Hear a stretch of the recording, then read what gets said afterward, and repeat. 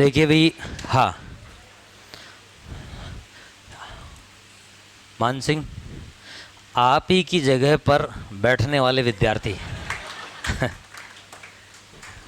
आप ही की जगह पर बैठने वाले विद्यार्थी और अपने घोर संघर्ष स्वास्थ्य के साथ, ऑफिस के साथ, पटवार पद पर रहते हुए, दूर से नियमितता रखते हुए, रेगुलरिटी के साथ आकर के और सिलेक्शन लेने वाले विद्यार्थी 8वीं रैंक के साथ मंजीत।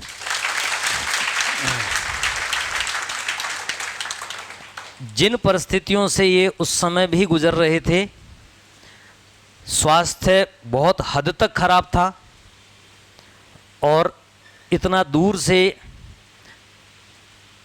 अपने काम को भी पूरी तरीके से मैनेज करते हुए, क्योंकि उस समय पटवार वर्कलोड भी बहुत हैवी था उस दौरान, तो वो काम मैनेज करते हुए और नियमितता रखते हुए, टेस्ट सीरीज में भी नियमितता रखी, क्लास में भी पूर्ण नियमितता के साथ आते रहे और फिर उसका रिजल्ट इन्होंने आपके सामने प्राप्त कर लिया। और ये निश्चित रूप से जिस तरीके से लगातार उसके बाद से भी तैयारी में लगे हुए हैं, असिस्टेंट प्रोफेसरशिप में 100% सफलता तय है इसी प्रक्रिया से। तो जो हम बात करते हैं ना, कई बार हम ये बात कर लेते हैं कि भाई हमारे पास काम ज़्यादा है, किस तरीके से जो थर्ड ग्रेड टीचर्स या किसी और इसमें लगे हुए लोग होते हैं, वो कई बार कि सर वर्कलोड बहुत ज़्यादा है। तो भाई वर्कलोड तो जैसा है न, 24 घंटे में वो सारा निपटाना है। आपको घर का, आपको अपना घर, ऑफिस का, सारी व्यवस्थाएं उसमें से तय करनी है। मैनेजमेंट जब इन्होंने निर्णय लिया, मन बहुत पहले से था इनका अच्छे स्तर पर पहुंचने का, जो इनका जिस तरीके का टैलेंट है उस हिसाब से कि ये वहाँ ही उस पटवार स्तर पर ही रुके नहीं रहना चाहते थे। तो उसके तहत आखिरकार इन्होंने इन सारी बातों को मैनेज करते हुए कि भाई ये तो हमेशा चलती रहेंगी चीज़ें, और फिर उसके बाद जो इन्होंने अपना पूरी तरीके से अपने आप को झोंक करके, क्योंकि इनके जो साथी थे वो भी पटवार थे, वो भी नियमितता के साथ उन्होंने भी सिलेक्शन ले लिया था रेगुलर आते हुए।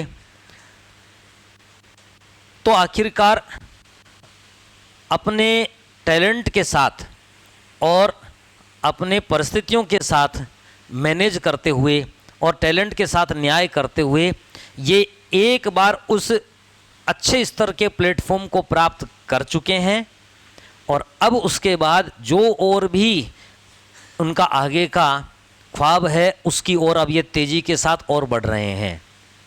तो थैंक यू सर। सर ने कहा था कि क्लास को आके मोटिवेट करो। जितने पावरफुल सर के शब्द होते हैं मोटिवेट करने के लिए, वो शब्द मेरे पास नहीं है। मैं आपको सिर्फ वो बता सकता हूँ जिस दौर से मैं गुजरा, और उसमें और आपके टाइम में बहुत ज़्यादा अंतर नहीं है, सिर्फ एक एग्ज़ाम का या दो साल का फ़र्क मान लीजिए आप। हम लोगों ने कुछ नया नहीं किया, बस एक बात का ध्यान रखा, सर के नोट्स के बाहर हमने ज़्यादा दिमाग नहीं लगाया। बुक्स कुछ देखी लेकिन कुछ टॉपिक को बेहतर करने के लिए बस। बाकी प्रयास ये किया कि हम सिर्फ क्वेश्चन निकालें, ज़्यादा पेपर सेट वगैरह कुछ नहीं लगाए, सर पे पूरा भरोसा रखा और रेगुलरिटी रखी। लास्ट तक बस यही करने की कोशिश की थी कि हमारा यहाँ पे कंटिन्यूटी बनी रहे, क्लास में भी और अपने जहाँ पर भी हम तैयारी कर रहे हैं वहाँ पे जैसे भी हो समय निकले। करते गए बस लास्ट, और ना कभी ये सोचा था कि कोई रैंक लानी है, ये था कि 100% सिलेक्शन लेना है बस। वो रैंक ऑटोमेटिक सेट हो गई, वो रैंक चाहे जो भी होती कोई दिक्कत नहीं थी, सिलेक्शन लेना था। अब जब अगली तैयारी कर रहे हैं तब दिमाग में ये चीज़ है कि 8वीं आई पहले आती तो और मज़ा आता। अब वो चीज़ सोच रहे हैं, पहले नहीं सोची थी, पहले सिर्फ इतना था कि तैयारी करनी है। मैं आपसे बस इतना ही कहना चाहूँगा, आप अपने दिमाग में 70 बातें मत लाइए कि मुझे कहाँ से पढ़ना है, कैसे पढ़ना है। आपके पास में जो मैटर है वो बेहतरीन मैटर है, आप उसको बस बार बार पढ़िए, एग्ज़ाम तक 100 बार पढ़ लीजिए उसको, वो सफिशियंट होगा। Thank you.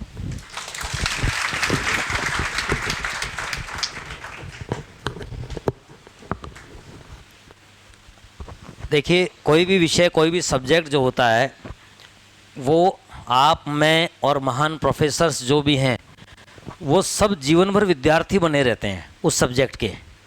इसलिए इस फिराक में अपन रहें कि पूरा का पूरा पढ़ लें, तो पूरा का पूरा तो भाई हमबोल्ट साहब भी नहीं कर पाए, है ना। तो इसलिए हम अभी वर्तमान में जो हमारे सिलेबस का जो स्तर है, उस सिलेबस के उस पार्ट को कर लें। वही बात जो बार बार मैं भी कहता रहा हूँ, ऐसा नहीं है कि एक एक क्वेश्चन पूरा का पूरा पेपर इसमें से आ जाएगा, लेकिन वही बात कि इतना ज़रूर होगा इसमें 100% जो कि हमको सिलेक्शन दे जाए, इतना ज़रूर होगा। आप विश्वास रखिए अपने ऊपर, बस निरंतरता एक महत्वपूर्ण पार्ट है। और इस परिस्थिति में खास तौर पे जब असमंजस का माहौल है एक बार तो, कि भाई वैकेंसीज कब आनी है और कब वो किस तरीके से, जब वो वैकेंसी आ जाएंगी तो परीक्षा कब हो जानी है। तो वही बात हर बार जो अपन करते हैं ना, कि आप प्लीज़ उसको इन ऐसे प्रश्नों पर विचार बंद कर दीजिए। अपना जो विचार करने का बिंदु है, अपने मैटर को कैसे बार बार कैसे दुरुस्त करके और अच्छा सा मजबूती से हम इसको करते चलें।